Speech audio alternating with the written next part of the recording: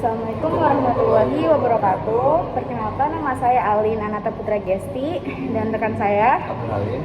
Di sini saya akan mempresentasikan sebuah materi yang berjudul Mampu Memahami Dakwah, Hijrah, dan Jihad.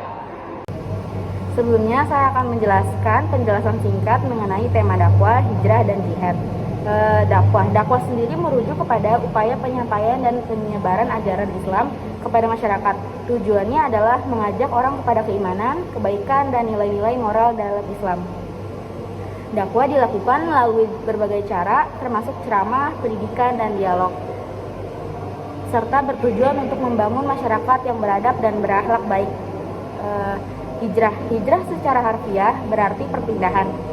Dalam konteks Islam, hijrah merujuk pada perpindahan Rasulullah SAW dan para pengikutnya dari Mekah ke Madinah untuk menghindari penindasan dan membangun masyarakat Muslim yang lebih aman. Hijrah bukan hanya sekedar perpindahan fisik, tetapi juga simbol perubahan spiritual dan sosial menuju kehidupan yang lebih baik. Jihad berarti usaha atau perjuangan di jalan Allah. Ini mencakup berbagai bentuk perjuangan baik fisik seperti dalam peperangan untuk membela umat Islam maupun spiritual seperti perjuangan melawan hawa nafsu dan meningkatkan kualitas diri. Jihad mengajarkan komitmen untuk memperjuangkan nilai-nilai Islam dan berkontribusi kepada masyarakat. Konsep dakwah, hijrah, dan jihad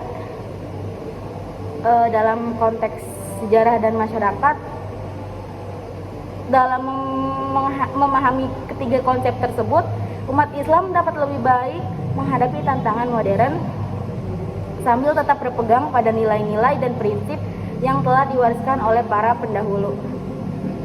Di sini rekan saya akan mempresentasikan mengenai dakwah. Baik, dakwah adalah merupakan kegiatan mulia untuk mengajak manusia ke jalan yang benar sesuai dengan tuntunan agama yang Allah perintahkan melalui Nabi besar Muhammad SAW, dan kebenarannya sangat tinggi. Kata dakwah berasal dari bahasa Arab yang berarti ajakan, seruan, panggilan, atau undangan. Jadi, definisi ilmu dakwah secara umum ialah suatu ilmu pengetahuan yang berisi cara-cara dan tuntutan-tuntutan bagaimana seharusnya menarik perhatian manusia untuk menganut, menyetujui, melaksanakan suatu ideologi, pendapat-pendapat, pekerjaan yang tertentu. Di dalam Al-Quran, surat An-Nahl ayat 125 diterangkan dengan jelas teori-teori atau cara-cara berdakwah. Atau dengan perkataan lain di dalam ayat itu, Allah Subhanahu wa Ta'ala telah memberikan pedoman-pedoman atau ajaran-ajaran pokok untuk menjadi patokan. Bagaimana seharusnya cara-cara dalam melaksanakan dakwah ayat itu ialah serulah manusia kepada jalan Tuhanmu dengan hikmah dan pelajaran yang baik, dan bantahlah mereka dengan cara yang baik. Sesungguhnya Tuhanmu, dialah yang lebih mengetahui tentang siapa yang tersesat dari jalannya, dan dialah yang lebih mengetahui orang-orang yang mendapat petunjuk. Lalu tujuan dakwah. Hakikat dari tujuan dakwah adalah usaha yang diarahkan pada masyarakat luas untuk menyampaikan kebaikan dan mencegah keburukan. Berpegang teguh pada prinsip dan kaidah yang digariskan oleh Rasulullah SAW, berlandaskan keadilan, sabar, ikhlas, toleransi, kasih sayang, sikap peduli terhadap orang lain. Menjadikan manusia muslim mampu mengamalkan ajaran apatis terhadap Islam, menjadi orang yang suka rela menerimanya sebagai petunjuk aktivitas duniawi dan ukhrawi, mewujudkan kebahagiaan dan kesejahteraan hidup di dunia dan akhirat yang diridhoi Allah Subhanahu wa Ta'ala, yakni dengan menyampaikan nilai-nilai yang dapat mendatangkan kebahagiaan dan kesejahteraan yang diridhoi Allah Subhanahu wa Ta'ala sesuai dengan segi atau bidangnya masing-masing. Lalu unsur-unsur dakwah. Yang pertama yaitu pelaku atau dai. Dai adalah orang yang melaksanakan dakwah baik secara lisan maupun tulis ataupun perbuatan, dan baik secara individu, kelompok atau bentuk organisasi atau lembaga. Pada dasarnya semua pribadi muslim berperan secara otomatis sebagai juru dakwah. artinya orang yang harus menyampaikan atau dikenal sebagai komunikator dakwah. Maka yang dikenal sebagai dai atau komunikator dakwah ini dapat dikelompokkan menjadi dua bagian, yaitu secara umum dan secara khusus. Yang pertama, komunikator dakwah secara umum adalah setiap muslim atau muslimat yang mukhalaf atau dewasa, di mana bagi mereka kewajiban dakwah merupakan suatu yang melekat, tidak terpisahkan dari misinya sebagai penganut Islam. Sesuai dengan perintah Nabi Muhammad SAW bahwa sampaikanlah olehmu walaupun hanya satu ayat. Lalu yang kedua, komunikator dakwah secara khusus, yaitu mereka yang mengambil keahlian khusus dalam bidang agama Islam yang dikenal dengan panggilan ulama.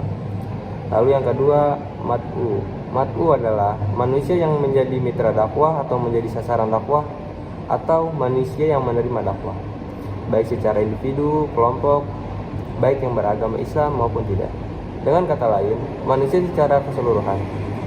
Muhammad Abduh membagi mat'u menjadi 3 golongan, yaitu 1. Golongan cendekiawan yang cinta kebenaran dan dapat berpikir secara kritis, cepat menangkap persoalan. 2. Golongan awam, yaitu kebanyakan orang yang belum dapat berpikir secara kritis dan mendalam, belum dapat menangkap pengertian-pengertian yang tinggi. 3. Golongan yang berbeda dengan 2 golongan tersebut adalah mereka yang tidak senang membahas sesuatu, tapi hanya dalam sebatas tertentu, tidak sanggup mendalami kegiatan. Golongan tersebut merupakan salah satu keistimewaan yang dimiliki oleh seorang yang menyampaikan dakwahnya dalam masyarakat. Lalu selanjutnya ada hijrah. Hijrah secara etimologis berarti pindah atau berpindah. Dalam konteks agama Islam, hijrah merujuk pada perpindahan dari satu tempat ke tempat yang lain, dilakukan untuk tujuan memperjuangkan agama, mencari lingkungan yang lebih baik untuk beribadah, atau menghindari penindasan. Hijrah juga melambangkan perubahan spiritual dan sosial, di mana seseorang berusaha menjauhkan diri dari keburukan dan mendekatkan diri kepada kebaikan.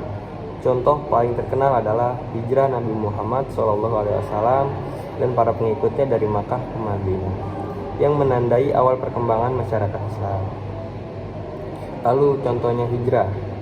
Hijrah yang dilakukan Rasulullah SAW dari Makkah ke Madinah adalah salah satu peristiwa penting dalam sejarah Islam. Setelah mengalami penindasan dan tekanan dari kaum Quraisy di Makkah, beliau dan para pengikutnya memutuskan untuk hijrah ke Madinah. Berikut adalah beberapa poin penting terkait hijrah tersebut. Yang pertama, alasan hijrah. Tekanan dan penindasan terhadap umat Islam di Mekah membuat Nabi dan pengikutnya mencari tempat yang lebih aman untuk beribadah dan menyebarkan ajaran Islam. Yang kedua, perjalanan. Rasulullah dan Abu Bakar melakukan perjalanan yang penuh tantangan, menghindari pengawasan musuh dan meliputi rute yang sulit. 3. Sambutan di Madinah. Setibanya di Madinah, Nabi dan pengikutnya disambut dengan hangat oleh penduduk setempat yang dikenal sebagai Ansor. Mereka memberikan dukungan dan perlindungan kepada kaum muhajirin. 4. Membangun komunitas. Di Madinah, Nabi Muhammad membangun masyarakat Islam yang bersatu dan mengatur kehidupan sosial, ekonomi, dan politik berdasarkan prinsip-prinsip Islam. Yang kelima, signifikan hijrah. Peristiwa ini menandai awal kalender Islam, yaitu Hijriah, dan menunjukkan pentingnya iman serta perjuangan dalam menyebarkan ajaran agama.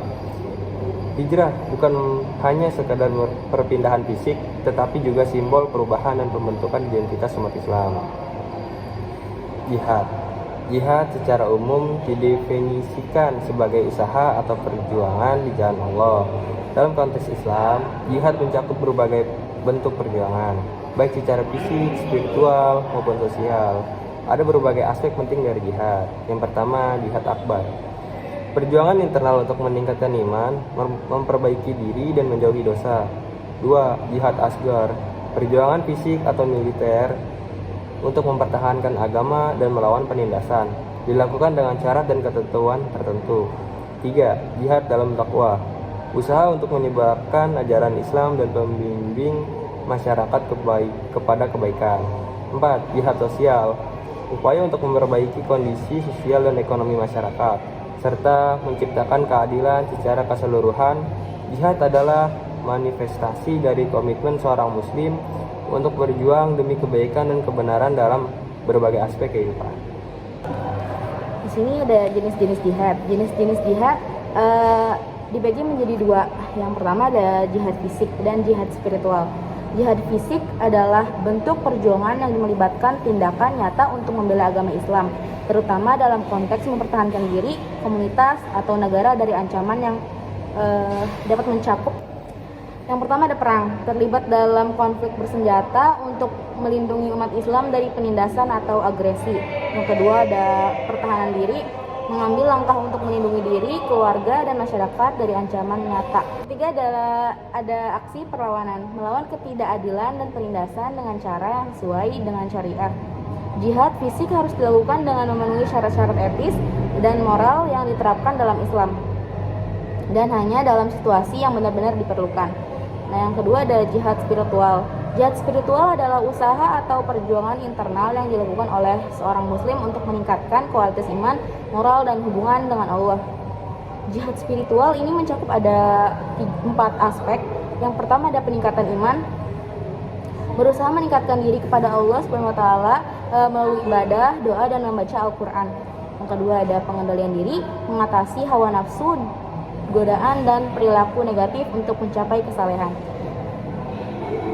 Yang ketiga ada perbaikan akhlak, mengembangkan karakter yang baik, berbuat baik kepada orang lain, dan berkontribusi positif dalam masyarakat. Yang keempat ada konsistensi di dalam ibadah, menjaga ketekunan dalam menjalankan kewajiban agama, dan meningkatkan kualitas ibadah. Jihad spiritual merupakan aspek penting dalam pengembangan diri seorang muslim yang berkontribusi pada kedamaian batin dan ketenangan jiwa. Sekian presentasi yang kami sampaikan. Mohon maaf jika ada kurangnya. Jika ada pertanyaan, tulis aja di komentar, kami akan jawab. Terima kasih. Wassalamualaikum warahmatullahi wabarakatuh.